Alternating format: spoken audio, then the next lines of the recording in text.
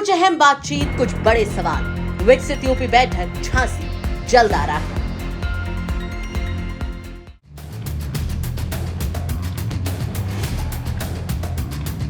महाराष्ट्र के deputy CM Ajit Pawar का आज सुबह निधन हो गया। वो अपने निजी विमान में सवार थे, जहां बारामती एयरपोर्ट पर उनका चार्टर्ड प्लेन क्रैश हो गया। ये दुर्घटना उस वक्त हुई जब अजित पवार पुणे में किसी कार्यक्रम में शामिल होने के लिए बारामती पहुंच रहे थे। हादसा रनवे पर लैंडिंग के दौरान हुआ और उनके साथ सवार बाकी 4 लोगों की भी इस हादसे में मौत हो गई है। इस हादसे के बाद महाराष्ट्र समेत पूरे देश में शोक की लहर है। तमाम राजनेता इस हादसे पर दुख जता रहे हैं। उत्तर प्रदेश के डिप्टी सीएम ब्रजेश पाठक ने भी इस घटना पर दुख जताया है। उनका कहना है कि ये बहुत दुखद समाचार है, ये हृदय विदारक है। ईश्वर से प्रार्थना है कि परिजनों को ये दुख सहने की शक्ति दे। बहुत ही दुखद समाचार महाराष्ट्र से प्राप्त हो रहा है। प्लेन दुर्घटना में महाराष्ट्र के माननीय उप मुख्यमंत्री श्री अजित पवार जी के बारे में दुखद सूचना प्राप्त हो रही है। बहुत ही हृदय विदारक घटना है।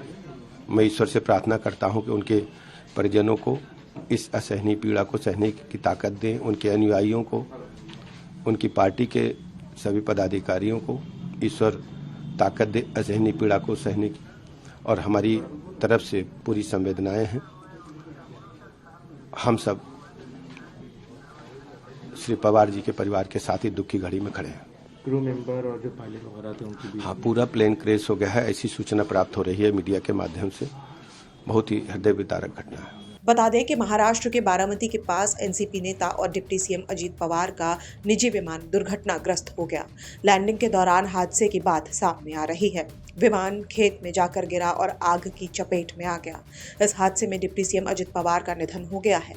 महाराष्ट्र के बारामती के पास एनसीपी नेता और डिप्टी सीएम अजित पवार का ये निजी विमान दुर्घटनाग्रस्त होने की खबर से सियासी गलियारों में हड़कंप मच गया है।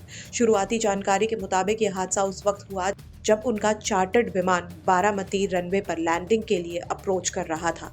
अजित पवार मुंबई से बारामती पहुंच रहे थे और उन्हें वहां जिला परिषद चुनाव से जुड़े कार्यक्रमों में हिस्सा लेना था।